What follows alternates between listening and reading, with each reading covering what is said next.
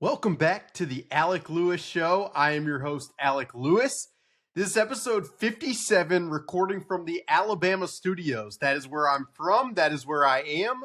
And I am coming at you on Tuesday, February 11th, taking you guys, the listeners' questions. As always, took those questions on Twitter.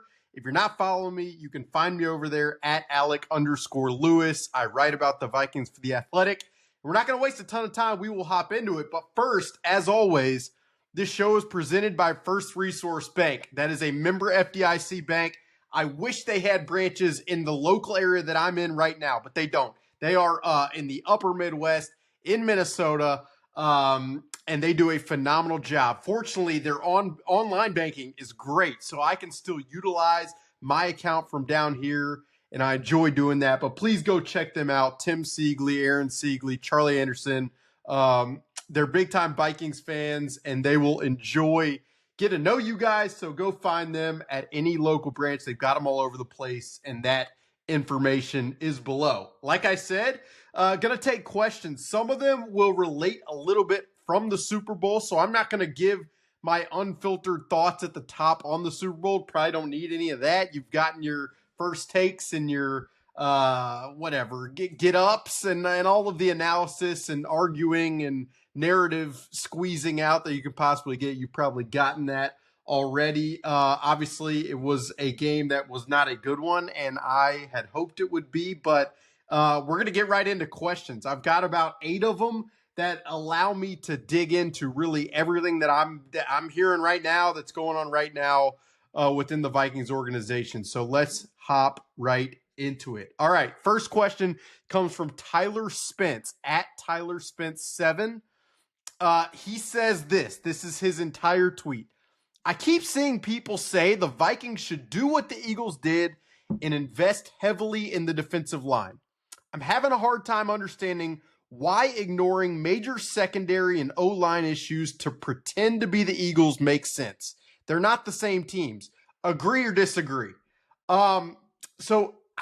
To answer that question directly is you're kind of, I kind of agree in some sense, but I kind of disagree in another sense. And here I'm going to explain that and hash this out in a very rigorous way right here. So the first question and factor and facet of Tyler Spence thought there is that he keeps saying that people want the Vikings to do what the Eagles did and invest heavily in the D-line. So I really want to start here. Like, did the Eagles invest heavily in the D-line? And what did that look like? So to break it down for you guys, some numbers here that I went and found via Over the Cap. The Eagles spent about $16 million in 2024 on their interior defensive line. That was 22nd in the NFL. So they didn't spend a ton of money on their interior defensive line in 2024. The Vikings spent less than that. So they spent $12.5 million on their interior defensive line in 2024. That was 24th in the NFL. So the Eagles did spend more on the interior defensive line, but they didn't spend at the very top. Like to give you an example of what spending monetarily, and we're going to keep going through this thought experiment here, but to go deeper on spending monetarily on a position, I believe the Washington Commanders, and I'm pulling this up right now as we speak, the Washington Commanders spent about $51 million of their cap on the interior defensive line in 2024. The Seahawks spent $55 million. The Colts spent $50 million. The Steelers spent $42 million. So from pure money spending, the Eagles really weren't atop the list. Now, I want to segue a little bit because I want to break down the differences between the Eagles and the Vikings in this regard. The Eagles' interior defensive line, here were their starting 4 players. Jalen Carter, first-round pick in 2023. Jordan Davis, first-round pick in 2022. Milton Wlliams, third-round pick in 2021. Moro Ojomo, 7th-round pick in 2023. So those were their top 4 players. So if you guys are like, that's all they spent, $16 million? Well, it's because all of those guys are in rookie contracts. And they're getting elite production out of, especially Jalen Carter, but Milton Wlliams, who we'll get into a little bit later in further detail, I mean, he was incredible this past season, one of the top pressures per pass rush in the NFL. And then Moro Ojomo, who no one talked about Super Bowl night, but he's the 7th round pick who has really come on for the Eagles and had a great game and had a really good season. The reason that the Eagles are spending so little and getting the production they're getting is because all 4 of those starting 4 interior defensive linemen are good players on rookie contracts. The Vikings, just to compare, the Vikings spent $12.5 million on their interior defensive line. Like I said, they spent on Harrison Phillips, Jerry Tillery, you guys know these names, Jonathan Bullard, Jalen Redmond, Jihad Ward, and Taki Taimani. But really, let's just use the top 5. Phillips, Tillery, Bullard, Redmond, Jihad Ward. Compared to the Eagles players, Jalen Carter, Jordan Davis, Milton Wlliams, Moro Ojomo. And if you're not watching on YouTube and you're just listening to me on Apple or Spotify, you can't see that I have a little bit of a smirk on my face. Because watching the game on Sunday and watching the production from that group and knowing the talent gap, I mean, it just doesn't blow you away. And so I guess the first aspect of Tyler's question that I do want to respond to is there is a wide talent gap in the players that the Eagles have and the players that the Vikings have at that position, interior defensive line. Now, it's really nice that the Eagles have that big of a talent gap and they're spending comparable money. And that's where teams really start to separate. But, I mean, the first part to answer Tyler is like, I do agree with people who watch the Vikings and who are very invested, like listening to this podcast and what this team should do. And they say, this team's got to get better on the interior defensive line. Like, I just read you off the names. The production is pretty obvious, whether you watch Sunday night or whether you paid attention all season.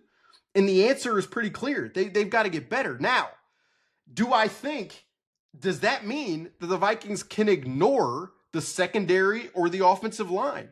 No, absolutely not. They cannot. And this is where you get to the difference in talent between the Eagles and the Vikings. I mean, like, the Eagles, they drafted 2 cornerbacks who are younger and more productive than any of the Vikings cornerbacks in Quinyon Mitchell and Cooper DeJean. They did that last year. They also have Darius Slay. So their entire cornerback group, their top 3, is all better than the Vikings' best and really has been over the last, all 3 of those players the Eagles have at cornerback right now are better than any of the cornerbacks that I've seen for the Vikings in the past 3 years. That's just the reality. They also spent on safety. They went out and paid C.J. Gardner-Johnson. And obviously, I mean, I think we could litigate his production, his ability, and compare it and contrast all that stuff. But they also found Reed Blankenship as an undrafted free agent. And so their secondary is good. Now we'll move to their interior offensive line. I mean, they paid Landon Dickerson.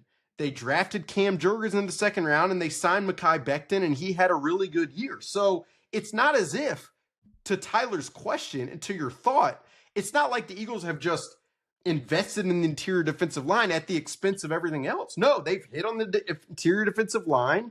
They've hit, obviously, on the interior of the offensive line, and they've hit at cornerback. And that's like why, in Tyler's thought, he says, let's see, the part that got me was having a hard time understanding why ignoring major secondary and O-line issues to pretend to be the Eagles makes sense.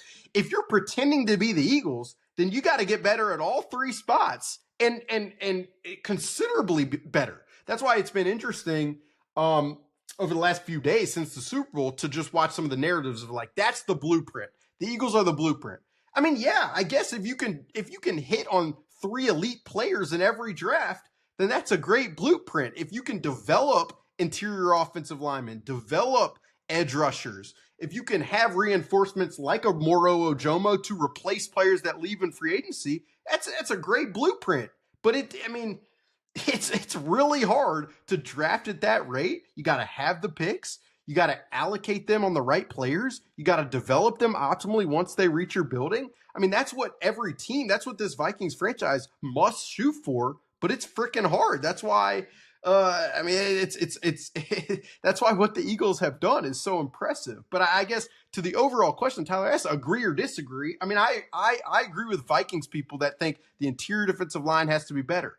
But in doing so, that doesn't mean that they can't invest more, and they need to invest more in interior offensive line, and that they need to get better in the secondary and at cornerback. I mean, that all has to happen. That's shows the gap between the elite talent that the Eagles have and what the Vikings had this past year. It doesn't take anything away from what the Vikings accomplished, but that is the reality. Is there is an immense gap in each of those positions. And those are three integral positions to teams that really succeed. So I appreciate the question, Tyler. I just wanted to lay it out like that. Next question. It dives a little bit deeper on one of the players we mentioned, Eric Hughes, who's always reading and always listening. I appreciate his interaction. He asked, does Milton Wlliams agree to a contract with the Vikings a minute after legal tampering starts or 2 minutes in? So first, for the uninitiated, Milton Wlliams, who is he? You guys are those. I assume a lot of you listening know. For those who don't, he's a 6'3", 290-pound interior defensive lineman who will turn 26 in April. He had 5 sacks this year, but if you look at the advanced metrics, like pressures per snap, he was 4th in the NFL among like 119 players. He ranked behind John Franklin Myers of the Broncos, Braden Fisk of the Rams, and Chris Jones of the Chiefs. Really good players, and he was 4th right after those guys. I mean, Milton Wlliams, because Jalen Carter is as heralded as he is, and because Quinyon Mitchell and Cooper DeJean had such great seasons, and because Zach Bond, who the Eagles signed for essentially nothing, produced the way he did this past year, there wasn't a ton of national talk about Milton Wlliams. But, I mean, this is a guy who's a third-round pick in 2021, like I said, from Louisiana Tech, had really good traits.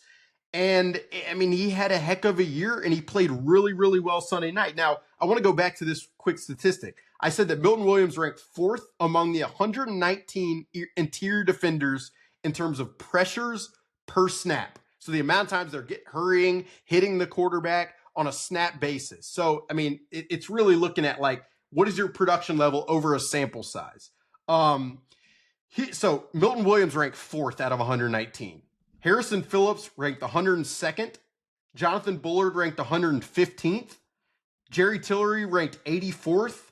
And Jihad Ward ranked 65th. So the Vikings didn't even have a defensive tackle from a pass rush perspective who pressured the quarterback on a per snap basis higher than 60th out of 119. I mean, to back to the initial question, there needs to be more juice on the interior of the defensive line. It's just unbelievably apparent, both when you watch the games on television like you guys do every day, whether you watch the film like some of you junkies probably do, or whether you look at these advanced metrics like you or like I do. It's just abundantly clear. And Milton Wlliams has produced at a level that transcends any of the players the Vikings had on the interior of their roster, on the interior of their offensive line last year. Now, one of the things that helped Milton Wlliams is he played alongside Jalen Carter, who received a lot of double teams. And when one defensive lineman is played with multiple double teams, that means it's one-on-one matchups for Milton Wlliams. Now, if he were to come to Minnesota, would he have as many one-on-one matchups? I doubt it, unless the Vikings look to revamp multiple spots, which, again, it's definitely possible because it needs to happen at some point, whether it's sooner rather than later. That's one aspect of Milton Wlliams that would affect his overall market. The other aspect, I mean, against the run, he can be sturdy, but it's just not the run stopper. There's a reason, like, he wasn't always played every down. Now, I think he's improved in that regard, and I think this Vikings team needs interior pass rush juice at this point to a degree that you'd sacrifice some in the run game probably. And Brian Flores, you guys know as well as I do, he will get creative in terms of when these guys on the field. If it fits in a pass rush down and distance, he knows how to use certain guys at certain times. So that's the other aspect. I mean, I know the Vikings, and I've said this on the podcast and I've written this, were very, very interested last year in the NFL draft in Byron Murphy II. Had the Seahawks not taken him at number 16, I would not be surprised if the player they had traded up for at 17 was Byron Murphy II. That's just the reality. And Byron Murphy II, who played at Texas, is an interior defender, similar body type to Milton Wlliams, not close to the production at this point yet, but like you could see the reality that if the Vikings were in position in free agency a month from now to sign a Milton Wlliams, I mean, it makes sense. He's young. He's fit that bill. He was healthy this past year. That is a aspect of the calculus of this team. What I would say is his market, I mean, there's going to be a really solid market because these interior defenders are probably as valuable as they've ever been.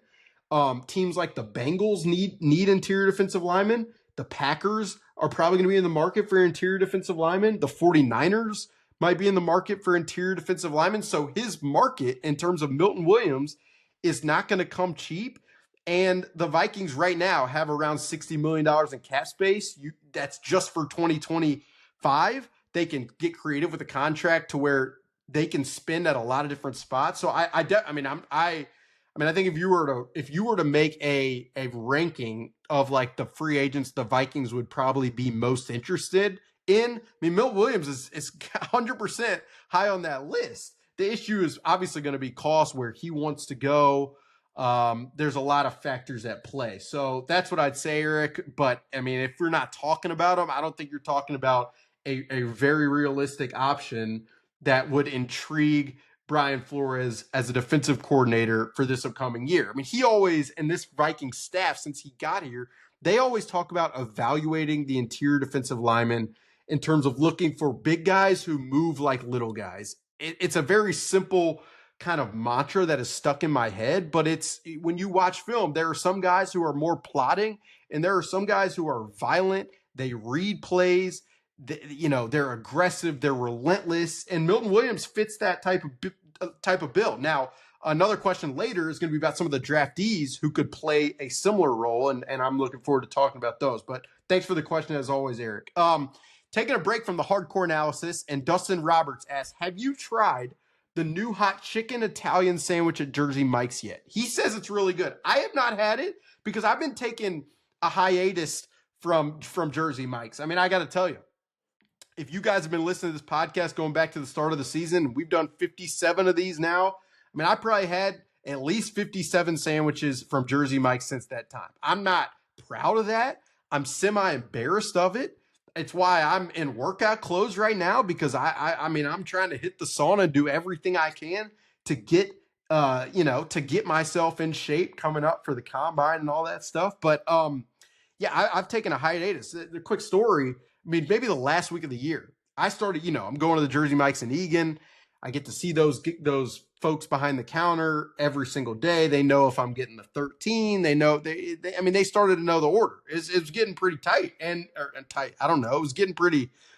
I mean, you're kind of embarrassed to a point, but we'd had conversations every day, and maybe that week 18 game before I went to Detroit for that Lions game, the person behind the counter is like, here, we're going to give you a couple free ones. A, because you've been in so many times, but B, you're talking about us on the podcast. So it got to a point where I'm like, I mean, I've done so much Jersey Mike's, this has kind of gone off the rails. But I have not had the hot chicken Italian sandwich. Now, maybe when I retreat back from the Alabama studios, I can go check it out. And if that ends up happening, I'll let you know, Dustin. You're always reading, you're always listening, so just stay locked in, and I'll get your report here shortly if I can bring myself to get back in there and order another sandwich anytime soon. All right, back to the game. Next question comes from Daniel.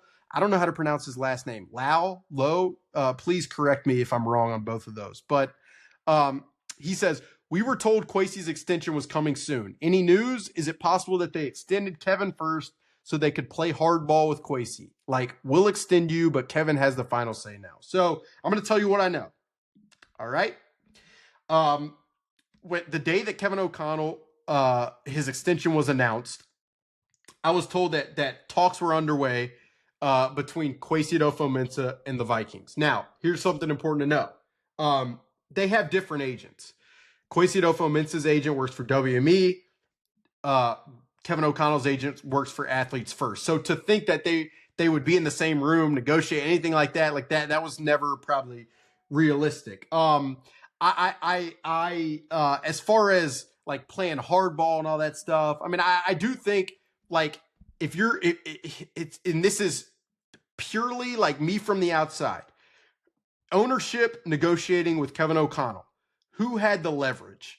I mean, I think it's pretty obvious that if Kevin O'Connell had played out his contract and exited, a lot of you listening to this would have been heated. It would not have been a good look on ownership. I think with Kwesi, and I've done a fan survey probably the 3 years that I've covered this team. And it's always interesting because one of the first questions I ask is like, what is the approval rating from you guys' perspective of leadership? And it's clearly the approval rating for Kevin O'Connell has been higher than Kwesi Mensah. And a lot of that obviously is a byproduct of the draft. I analyzed a lot of the draft stuff for a story I did on Tuesday. And there's no question that, I mean, Jordan Addison, and I know that pick was influenced a lot by Keenan McCardell and Kevin O'Connell.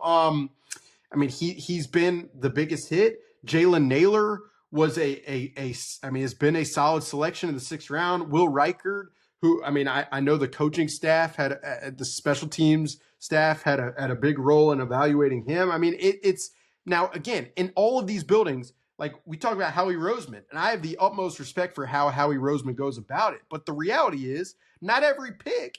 I mean, some of those picks, offensive linemen, maybe Jeff Stoutland, their offensive line coach, has been in charge of those picks. Maybe, I mean, it's really hard to litigate who's picking who and when that happens and who has I mean, we could be doing that all day long. And unless you're in the building or unless you really hear stuff, and some of the stuff I just said, certain stuff you hear, like it's hard to really hash all of that out. But the reality is, when you have not had the draft success, I mean, there's no question that it creates a little more leverage for ownership. And so, I mean, we'll see. I would say, speaking as of Tuesday, February 11th, I would have probably expected this to have been done by now.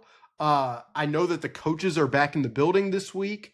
And this is where the meetings start to occur as far as future. But I mean, what I would also say that like it'll be interesting to see in terms of some of this contract information always stays in house. It's just part of it. But it'll be interesting to see information. I mean, it's my job to report and find the information to see if their timelines do match up in terms of the extension. I think that's a question. I think it's also worth asking, and I've seen people speculate it, but to think that there's anything, I mean, so set in stone as far as like who Kevin O'Connell's influence on the roster. I mean, again, it's hard. You're not going to get people to really hash all this out, but I think there's reasons to believe, again, where I started this, the leverage is pretty clear because the approval rating is pretty obvious by anyone paying attention. And there's no question that ownership is aware. They see things, they understand. Now, I wrote this on Tuesday, but I just want to, there's been studies about the draft. And I did a really big deep dive last year about draft decision-making, trading back, the uncertainty of the draft.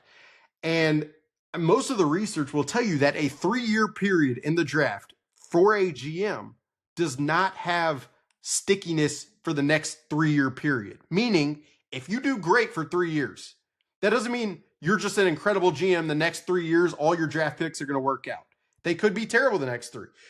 And so what I would say is Kwesi's first 3 drafts thus far, and we'll see with J.J. McCarthy, because that's a gigantic one, even though Kevin O'Connell's influence is pretty obvious there. But J.J. McCarthy, Dallas Turner, I mean, those are going to have major impact. But the first 3 drafts, I mean, obviously you'd prefer more hits. Like Eric DeCosta, the Ravens GM, was on Todd McShay's podcast, and he said he shoots for like 75% hits. Now, some of those hits I think are like, does this 6th rounder play special teams? But the Vikings are nowhere, the last 3 years, they've been nowhere close. Now, they weren't helped by a ton of the late round success in the years before Kwesi got here, but they were helped by Christian Darrisaw and Justin Jefferson and Cam Bynum and Josh Metellus and a lot of the Brian O'Neill and a lot of the key folks who are on this roster currently. So that's kind of a rambling reality. But I mean, here we are, February 11th. I mean, I would say the closer we get to the combine and it not having been done would kind of be interesting. But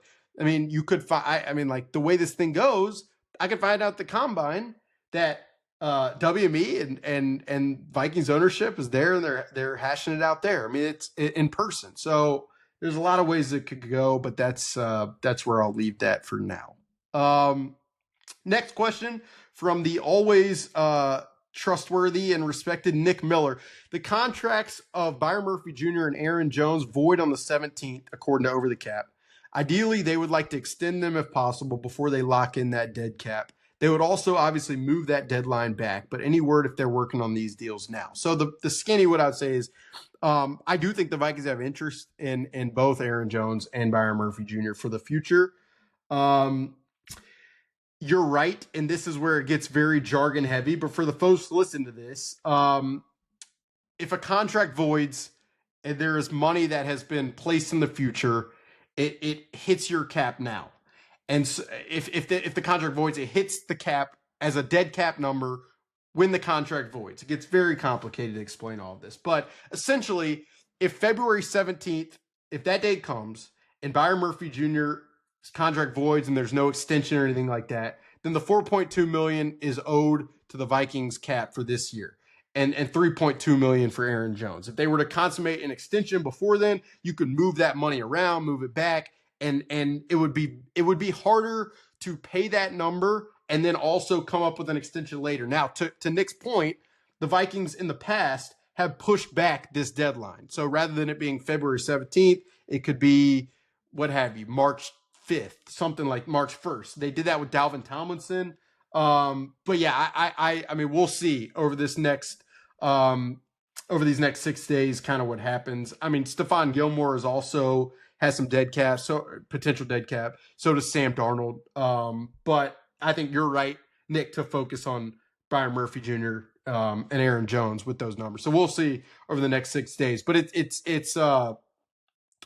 interesting factoring in kind of all the other facets that we've talked about with how they spend on certain position, with the Kwesi extension, and how all of that kind of plays a role. It's pretty interesting.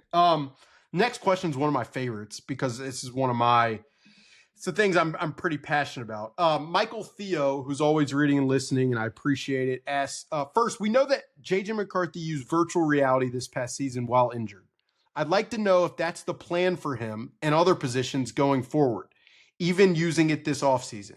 Second, if that is the plan, is there a plan to speed it up like Jaden Daniels did? He said that using the virtual reality at a higher speed really slowed the game down for him in actual reality. So, Michael, the first thing I'm going to tell you is I did a story in the winter before last year's draft. So probably January of 2024, somewhere around there, maybe February, maybe March, on the entire virtual reality system that Jaden Daniels uses. I talked to people at LSU about it. I talked to the creators of the platform who live in Germany about it. I remember it was the bye week, and I was in Miami hanging out, and I couldn't get this story idea out of my head. So I just started reporting it, and I ended up writing it. So please go check that story out because it's I think it'll give you it's on The Athletic. You just search Jaden Daniels VR flight simulator, you'll find it. It's very intriguing to me, and it's a facet of the game that people don't talk about a lot. When people talk about the brain in football, they talk about like intelligence, aptitude. You can learn a playbook. You can, he's smart in the classroom and all that stuff. But rarely do people talk about a guy's mental ability to process information in split seconds. And that is, I mean, when you hear lines like that guy plays faster than he is, or he sees the field well, a lot of that in doing a lot of the work around this subject is a byproduct of a guy's motor controllability, mental capacity to view a stimulus and conflict and make decisions in milliseconds. Some guys and some girls, in their athletically, they are more wired differently than others.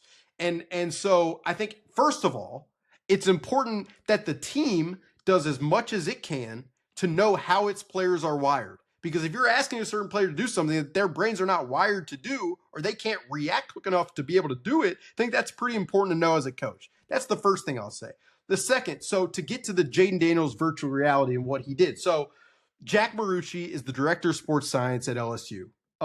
He's a longtime athletic trainer. His last name you might be familiar with, but he created the Marucci Bat Company. And Jack has long wanted to produce a system, to a virtual reality system that would provide more reps and realistic reps that players couldn't get on the field. And virtual reality was an avenue to do that. He thought about using a Madden platform. It didn't really work out.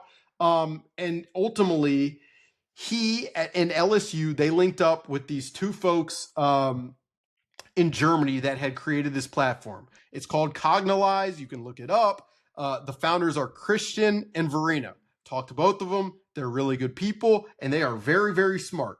And what LSU did was they signed an NDA with this company in Germany. They provided them a lot of their playbook, and they built out this entire system that is based around virtual reality, where Jaden Daniels could put on goggles and he would be literally placed in a football stadium. And things move very realistically, and he has the exact plays that he's going to run on that upcoming. This was at LSU. On that Saturday, he had the plays he was going to run. He had the specific defense he was going to face and the coverages that they play that he could see through the virtual reality. And to your point, Michael, they also could toggle with the speed at which things around him moved in the virtual reality system.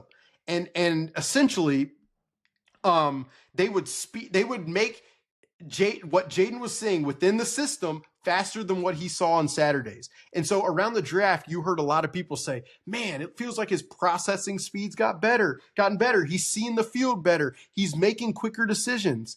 And Jaden and LSU attribute a lot of that to this system that they built out. Now, once the Washington Commanders drafted Jaden, they ended up working with Verena and Christian in Germany and signed an NDA and built their entire playbook alongside with this company. And so that is forward thinking. It's a player being open-minded. It's a team knowing its player and how he's processing.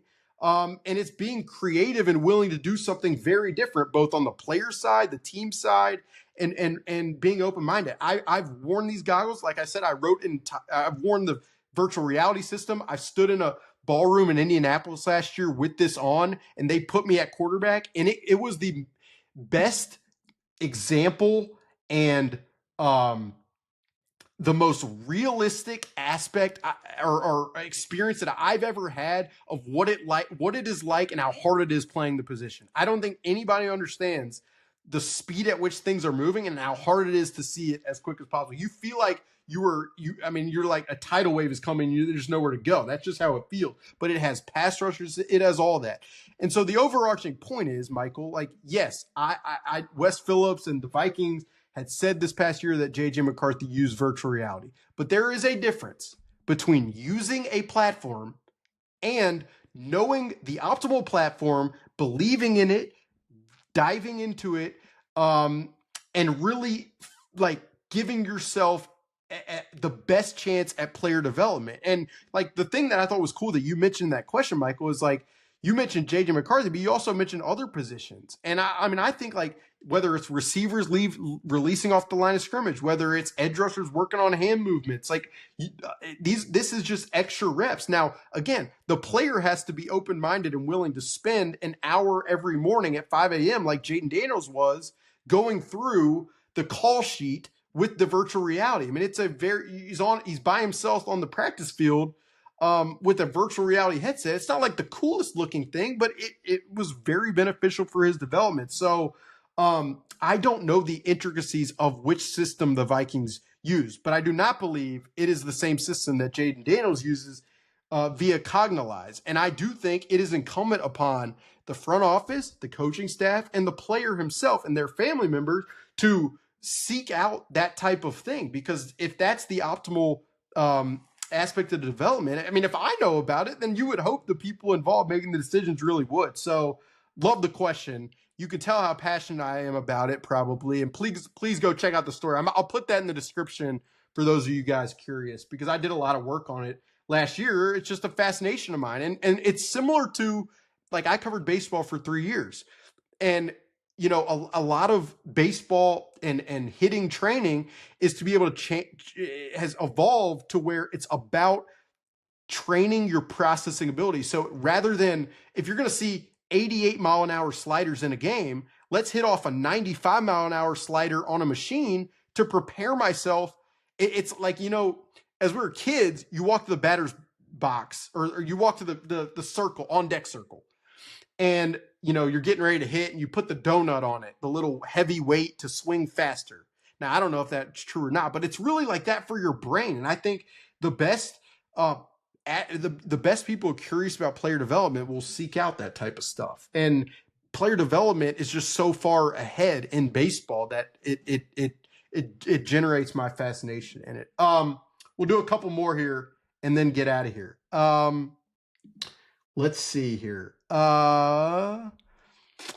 Ezra asks, your thoughts on Michigan defensive tackle Mason Graham and the realistic chances he's a Viking. So Mason Graham is a defensive tackle at Michigan. He's 6'3", 320. Dane Brugler, who is the athletics draft expert and does a great job, had him as the number 4 player in his top 100. If you look at like Grinding the Mocks, which is a website that accumulates a lot of mock drafts to project player positioning, Mason Graham's projected around like the 6th pick. So I honestly have not done a lot of work on him because I do not expect him to come close to being available at number 24. I just don't. Now, I have done a lot of work film-wise on the other defensive tackles. I mean, whether it's Derek Harmon at Oregon, whether it's Walter Nolan at Ole Miss, you know, whether it's TJ Sanders at South Carolina, whether it's Darius Alexander at Toledo, whether it's Kenneth Grant at Michigan. I mean, there's a lot of these guys in this draft that I have watched, and it's really a like, what's your flavor type of thing. I mean, Derek Harmon, for me, at least for now, if you look at like pressure statistics, he's as high as there is in college football. For me, he's not as dynamic and violent as like a Walter Nolan is.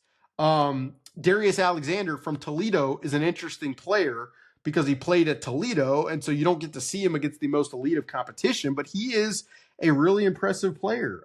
Kenneth Grant is more of your, you know, like, he's big, 340 pounds, as opposed to a Milton Wlliams, who's like 290, 295. So it's a lot about what this Vikings team seeks, what they need. I mean, Harrison Phillips is under contract for one more season, but if the next offseason, and I'm looking way far ahead, they could save like $7.5 million by letting him go. And so, like, if you were to draft a Kenneth Grant now, who is another Michigan defensive tackle, big guy, then maybe he could fill that role moving forward, and that would be kind of working ahead in some capacity. So there's a lot of ways the Vikings can improve that through the draft, whether they end up going for a Milton Wlliams or they don't.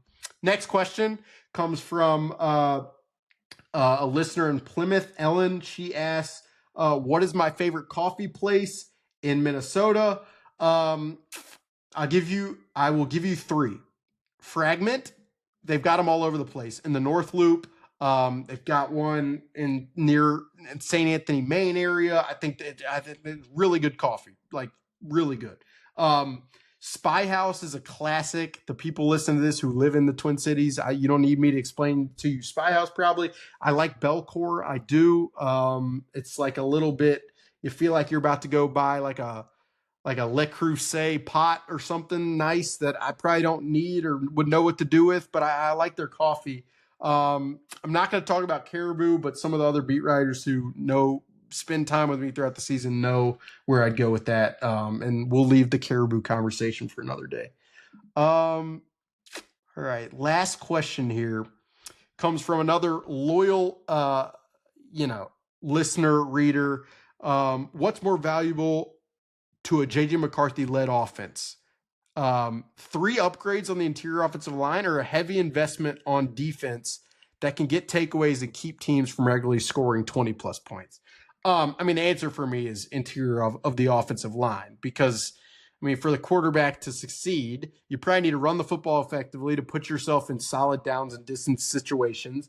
And then you need to give your quarterback time to move in the pocket, step up in the pocket, and all of that stuff. I do think a trend in the league right now is to draft their young quarterback and then revamp everything else defensively. But as you guys saw on Sunday night, if you don't have the offensive line, it's really hard to do anything. So that's where I'd go. But to go back to the original conversation, the first question that Tyler Spence asked, I think if this Viking, and I know this, having talked to people in the building, so it's not an if.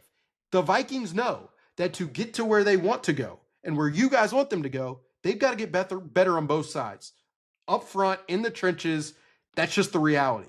That's what I'd say, but I appreciate the question. All right. We will end it there. Got some coffee talk, some Jersey Mikes. Le Creuset was thrown in there.